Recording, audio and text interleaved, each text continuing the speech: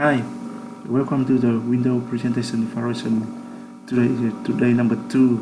I will show you how to remove the option show runtime tool in application when you are in the debugging mode. Okay, so now I will open the Visual Studio and show you. So here, this is my Visual Studio, and I'm running the first code in the day 1. Okay, so you can see here when running the application, I see we have some the go to live visual C, enable selection, display layout, adorner, and check focus element. Yeah, so here this one is the debugging mode tool. So now I want this one to be hidden. So how to do it? Okay, here you go to the tool option, and here we have a debugging, and you click on the general,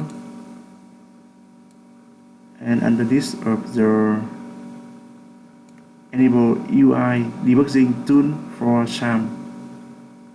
And you can see here we have an option is show runtime tool in application. Uncheck this one. Okay, back to the so here you can see after we uncheck the option, the debugging tool here will be hidden. Okay, so here we have an alternative way.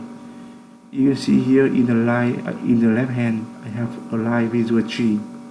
Click on this one. Okay, we make this one smaller. Okay, this one we have some the configuration tool here. This is an alternative way. In this going to the tool and option, we can do the configuration here. Okay, the first thing we have show runtime tool in application. Click on this one.